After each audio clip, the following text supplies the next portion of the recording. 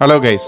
Asia பூமியின் 30% நிலப்பகுதியை cover பண்ணுது. இதுல முக்கியமா India, China, Malaysia, Singapore, Thailand, வியட்நாம்னு பல நாடுகள் இருக்கு. இதுல இந்தியா இருக்கிற நிலப்பகுதி உடைஞ்சுக்கிட்டு வருது. கண்டிப்பா நான் சொல்றதை நீங்க யாரும் நம்ப மாட்டீங்க, ஆனா நான் சொல்றதுதான் உண்மை. அப்படி இந்தியா மட்டும் ஆசியாவில இருந்து பிரிஞ்சா என்ன ஆகும்? இப்படி பிரியறது நல்லதா இல்ல ஏதாவது பெரிய ஆபத்து வர போகுதான்னு உங்களுக்கு கேள்விகள் இருக்கும். இன்னைக்கு வீடியோல எதனால இந்தியா இப்படி தனியா பிரியுது, இப்படி பிரியறதுனால என்ன ஆகும் தான் இன்னைக்கு வீடியோல பார்க்க போறோம்.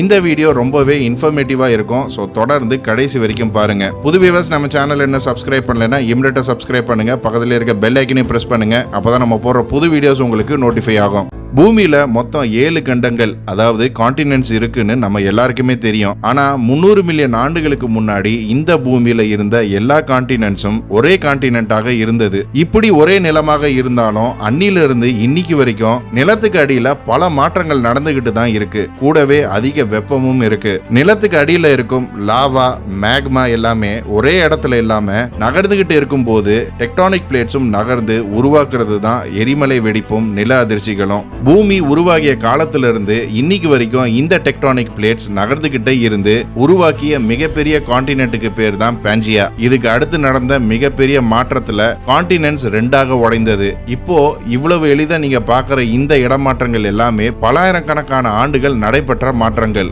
இப்படி 2ஆக பிரிந்த கான்டினென்ட்ஸ் ஒன்னு யுரேஷியாவாகவும் இன்னொரு கான்டினென்ட் கோண்ட்வனான்னு அழைக்கப்பட்டது. கான்டினென்ட்ஸ் இதுக்கப்புறம் திரும்பியும் மாற்றங்கள் கண்டு யுரேஷியா கான்டினென்ட்ல இருந்து வட அமெரிக்கா, யூரோப் மற்றும் ஆசியா உருவாச்சு. இன்னொரு கான்டினென்டான கோண்ட்வானால இருந்து ஆஸ்திரேலியா, ஆப்பிரிக்கா, கிழக்கு அமெரிக்கா, அண்டார்டிகான்னு பிரிந்தது. இந்த பிரிவப்போ இந்தியா உருவானது. இன்னும் ஆச்சரியமான விஷயம் என்னன்னா, ஆசியா கான்டினென்ட் உடைஞ்சு, அதாவது பல நாடுகள் யுரேஷியால இருந்து பிரியும் போது இந்தியா ஆசியாவோட வந்து இணைந்தது. அதுக்கு முன்னாடி இந்தியா ஆப்பிரிக்காவோட இணைந்திருந்ததாக சொல்லப்படுது. ஆப்பிரிக்கால இருக்கும் மடகாஸ்கர் பகுதியோட ஒரு பாகமாக இந்தியா இருந்திருக்கு. 70 மில்லியன் ஆண்டுகள்ல நடந்த நில மாற்றத்தினால இந்தியா வருஷத்துக்கு 10 சென்டிமீட்டர் நகர்ந்து மடகாஸ்கர்ல இருந்து உடைந்து ஆசியாவோட மோதி ஒன்னானது. வெறும் 10 சென்டிமீட்டர் தான் நகர்ந்துதான் யோசிப்பீங்க. கான்டினென்ட்ஸோட இடமாற்றங்களுக்கு இந்த 10 சென்டிமீட்டர் மிகப்பெரிய இடமாற்றமாக சொல்லப்படுது. இந்த ஒரு நில மாற்றத்தினால பூமியோட மொத்த கிளைமேட்டும் பெரிய மாற்றங்கள் கண்டது. இந்த மிகப்பெரிய மோதல், அதாவது இந்தியா ஆசியாவோட மோதியதுல இமயமலை மெதுவா உயர தொடங்கியது. பூமி பல வகையான டெக்டானிக் பிளேட்ஸ்னால செய்யப்பட்டிருக்குன்னு நம்ம எல்லாருக்குமே தெரியும். இந்த டெக்டானிக் பிளேட்ஸ் ஒன்னோடு ஒன்னு மோதும் போது கனமா இருக்கிற பிளேட் கீழையும் கனமில்லாத பிளேட் மேல் வழியா உயர தொடங்கும். இந்தியாவும் ஆசியாவும் மோதும் போது இதுதான் நடந்தது. அந்த ஆபத்தான மோதல்ல கனமில்லாத டெக்டானிக் பிளேட் மேல் நோக்கி உயர தொடங்கியது. கொஞ்சம் கொஞ்சமா இந்த பிளேட் அதிகரித்து மிகப்பெரிய மலையாக மாறியது. வட இந்தியாவில் இப்போ கம்பீரமாக நிற்கும் இமயமலை அப்படி உருவானதுதான். இன்னைக்கும் நம்ம பூமியில இடமாற்றங்கள் நடக்குது. அதாவது ஆராய்ச்சியாளர்களின் தகவலின்படி இந்தியா 3 சென்டிமீட்டர் வேகத்துல ஆசியாவை நோக்கி நகர்வதாக சொல்லப்படுது. இதனாலதான் இமயமலையோட உயரமும் அதிகரிப்பதாக நிபுணர்கள் சொல்றாங்க. ஆனா இந்த அதிகரிப்பு பயங்கர மெதுவா நடப்பதால் இத நீங்களோ நானோ நம்ம கண்ணால பார்க்க முடியாது. ஏன்னா இந்த மாற்றங்கள் முழுமையடைய பல மில்லியன் ஆண்டுகள் எடுக்கும். 100க்கும் மேலான இமயமலை உச்சிகள் 23,600 அடி உயரத்துக்கு மேல இருப்பதாக சொல்லப்படுது. அப்படின்னா எவ்வளவு தூரம் இந்த டெக்டானிக் பிளேட் உயர்ந்திருக்கும்னு யோசிச்சு பாருங்க. இந்த இமயமலைகளோட உயர்ந்த உச்சினால இந்தியன் ஓஷன்ல ஏற்படும் பருவ காற்றையும் குளிர்ச்சியான வறண்ட காற்றையும் சவுத் சப் கான்டினென்ட்ஸ் மேல வீசுவதை தடுத்து தெற்கு ஆசியாவோட டெம்பரேச்சரை வார்மா வைக்குது. லட்சக்கணக்கான ஆண்டுகளுக்கு முன்னாடியே இந்த ப்ராசஸ் ஆரம்பிச்சதுனால தான் இன்னைக்கு வரைக்கும் ஒவ்வொரு ஆண்டும் நமக்கு சீசன்ஸ் இருக்கு.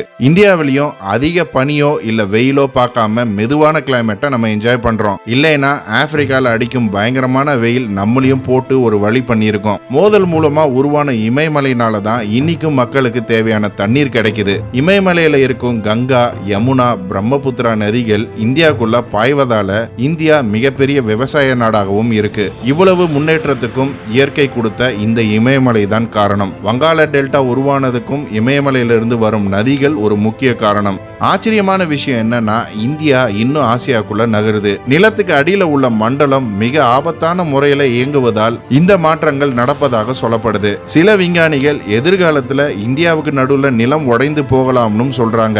அப்படி உடைந்தால் இந்தியா ஒரு தனி தீவாக மாறும்னு யுகிக்கிறாங்க. இது ரெண்டுல எது உண்மைன்னு பல மில்லியன் ஆண்டுகள் நம்ம உயிரோட இருந்தாதான் பார்க்க முடியும். ஆனா பூமிக்கு நடுவுல மாற்றங்கள் நடக்கிறத ப்ரூவ் பண்ற மாதிரி 2015 நேபாள நடந்த நிலநடுக்கம் மிகப்பெரிய பாதிப்பை உண்டாக்குச்சு. காத்மண்டு நேபாள நடந்த இந்த நிலநடுக்கம் உத்தரப்பிரதேஷ், உத்தரகண்ட், பீகார், ஜார்க்கண்ட் வரைக்கும் பாதிப்பை ஏற்படுத்துச்சு. பல நூறு கிலோமீட்டருக்கு அந்த சைடு நடந்த நிலநடுக்கத்தோட பாதிப்பு பீகார் மற்றும் உத்தரப்பிரதேஷ்ல இருக்கும் கட்டிடங்கள் இடிந்து விழுந்துச்சு. அப்போ நேபாள நடந்த நிலநடுக்கம் எவ்வளவு பெரிதா இருந்ததுன்னு பாருங்க.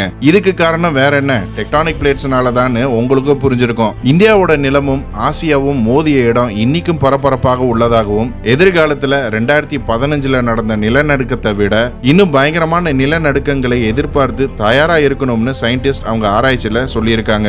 ஆனா ஜியாலஜிஸ்ட் பூமி ஒரே நிலமா பல மில்லியன் ஆண்டுகளுக்கு முன்னாடி இருந்ததுங்கிற கதையும் நிலங்கள் நகருதுங்கிறது எல்லாம் வெறும் கட்டுக்கதைன்னு நிராகரித்த ஜியாலஜிஸ்ட் அவங்க சொன்னது தப்புன்னு ப்ரூவ் பண்ண ஆல்ஃபிரட் வீக்னர்ங்கிற விஞ்ஞானி அற்புதமான ஆராய்ச்சி மூலம் நிலங்கள் ஒரே கான்டினென்ட்டாக இருந்ததுன்னு நிரூபிச்சார். இந்த உலகில் உள்ள எல்லா நதிகளையும் கான்டினென்ட்ஸையும் ஏதோ பசில் சேர்க்கிற மாதிரி சேர்த்து நிரூபித்தார். அதுக்கப்புறம் தான் பூமியில இருக்கிற நிலங்கள் எல்லாமே ஒன்னாக பான்ஜியா மற்றும் கோண்ட்வனாவாக இருந்ததாக ஏற்றுக்கொள்ளப்பட்டது. மற்றும் அமெரிக்கா, ஆப்பிரிக்கா, இந்தியா ஒரே நிலமாக இருந்ததும் நிரூபிக்கப்பட்டது. இது கூடவே விஞ்ஞானிகள் மேற்கொண்ட ஆராய்ச்சியில பல மில்லியன் ஆண்டுகளுக்கு முன்னாடி வாழ்ந்த செடிகள், மரங்கள், மிருகங்களோட புதைப்படிவங்கள் அதாவது ஃபாசில்ஸை இந்தியாவோட மண்ணுல இருந்து தொல்பொருள் ஆராய்ச்சியாளர்கள் கண்டுபிடிச்சிருக்காங்க. இந்த செடிகள், மிருகங்கள் எல்லாம் ஆப்பிரிக்காவை ஒரு காலத்துல ஆட்சி செய்ததாக சொல்லப்படுது. அதே மாதிரி இந்தியாவிலிருந்து செடிகள், மரங்கள், மிருகங்களை ஆப்பிரிக்கால கண்டுபிடிச்சிருக்காங்க. ஆப்பிரிக்காவை விட்டு பிரிந்ததுக்கு அப்புறம் இந்தியாவோட கிளைமேட்டும் பெரிய அளவுல மாறியதாக சொல்லப்படுது. ஏன்னா இன்னைக்கு இருக்கிற தாவரங்கள், விலங்கினங்கள் வசதியா வாழ்ந்தாலும் இந்தியாவோட மாறுபட்ட தட்பவெப்ப நிலைக்கு வாழ்வது சாத்தியமில்லைன்னு சொல்லப்படுது. இது எல்லாமே இன்னைக்கு இல்லாம போனதுக்கும் இதுதான் காரணம். இது மட்டும் இல்ல, இந்தியா ஆப்பிரிக்கால இருந்து பிரிந்து வரும்போது ஏற்பட்ட திடீர் காலநிலை மாற்றத்தால் ப்ளூ வேல் போன்ற திமிங்கலங்கள் உருவாகியதாக சொல்லப்படுது. இன்னும் ஆச்சரியமான விஷயம் என்னன்னா, ஆப்பிரிக்கா கான்டினென்ட்டை சுத்தி உள்ள ஏரியா நூற்றுக்கணக்கான கிலோமீட்டர் தூரத்துக்கு குறைந்திருக்கு. மேலும் ஆச்சரியமான விஷயம் என்னன்னா, ஆப்பிரிக்கால 100 அடிக்கு மேல விரிசல்கள் விட்டுருக்கு. இந்த விரிசல்கள் மேற்கொண்டு பெருசாச்சுன்னா ஆப்பிரிக்கா 2ஆக உடையும்னு சொல்லப்படுது. அப்படி ஒருவேளை உடைந்தால் அது உலகின் பருவநிலை மாற்றத்தை ஏற்படுத்தும். இந்த கிளைமேட் சேஞ்ச் மனிதனுக்கு நல்லதாகவும் அமையலாம், இல்லைன்னா பெரிய ஆபத்தாகவும் அமையலாம். ஆனா இது எல்லாம் நடக்க பல மில்லியன் ஆண்டுகள் எடுக்கும். ஓகே கைஸ், இன்னைக்கு வீடியோ அவ்வளவுதான். ஆப்பிரிக்கால நடக்கும் இந்த நிலப்பிரிவை பத்தி நீங்க கேள்விப்பட்டிருக்கீங்களான்னு கமெண்ட்ஸ்ல சொல்லுங்க. இந்த வீடியோ பிடிச்சிருந்தா லைக் பண்ணுங்க, ஷேர் பண்ணுங்க. போன வாரம் கமெண்ட் பண்ணவங்கள பார்ப்போம்.